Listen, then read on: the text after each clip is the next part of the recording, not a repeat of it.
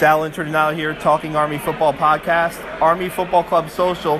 Try to get to this every year for the stories, and you can talk to a bunch of former Army players about the past and the present. I'm here with Will Huff. He was the captain of the 1989 team. His son will play center here, going to be a junior, right? That's right, Sal.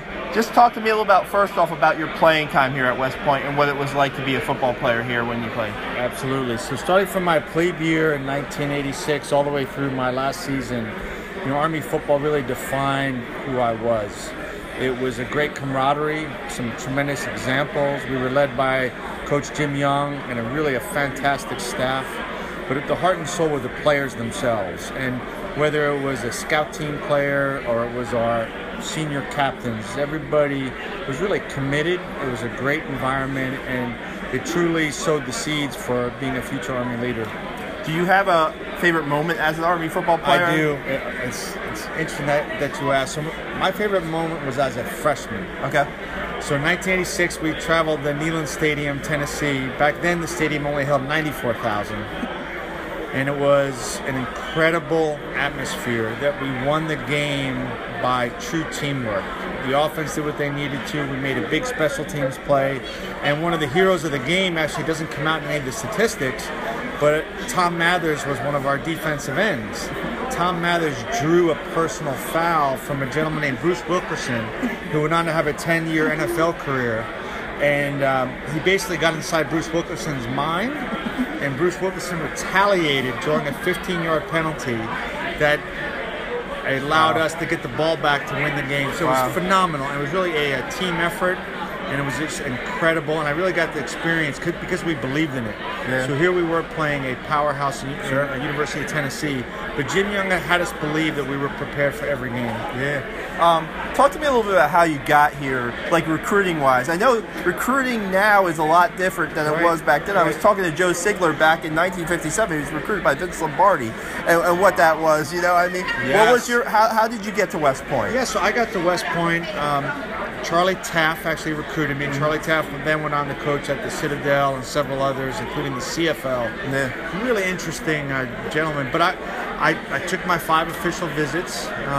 So I took visits to UTEP, Villanova, Towson, Army, and Lafayette. So it was really a diverse group. Yeah. But I wanted to play the highest level of football possible, and of course the great education. Yeah. I didn't know anything about the Army, so to me this was a whole new experience.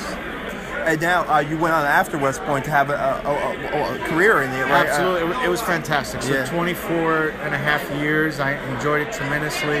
I was able to command at several levels.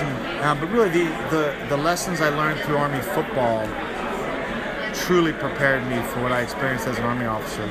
Yeah, I was talking to Bobby Goodrich. He said that you and him were in Germany together, Absolutely. right? A lot of connections. So there was one story. In fact, last night when I was at the Greg Gadsden event, I got to spend time with Greg Gadsden when he was a task force commander in Baghdad before his injury.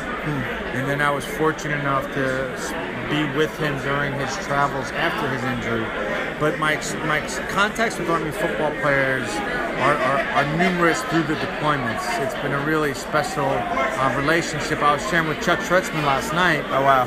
That the night before we went into Iraq in 2003, myself, Chuck Schretzman, who was part of that 88 Sun Bowl team, Tim Lattiser, who was one of my teammates, and Pat Work, Pat is a phenomenal Army football player and a tremendous officer. Yeah. We all were together, and we were talking about here we are the night before going into Iraq, and the commonality is our Army football experience. Incredible, isn't it? It was really incredible. Wow, now your son plays here. What's it been like following the Army program now? And so far, he's 2-0 against Navy right now. Oh, it's phenomenal. What Coach has done, changing, getting to a level now where we win the Commanders-in-Chiefs trophy, Army's going to bowl games, beating Navy. That is no small task. That is a phenomenal. And Coach Monken deserves incredible credit. Boo Corrigan, bringing him in, the superintendent, the commandant. It's really been a concerted team effort. Because as you know, Sal, it takes a lot to win at the academies. It takes the entire academy being committed to a winning football program, or it's not going to happen. I'm talking to a couple grads about. It was a long trip to get to where Army is right now. and just watch. Do you watch it through the eyes of a alum, a dad, a fan, or just all three? I would say all three. You know, I bleed black and gold in many ways. I have a great appreciation.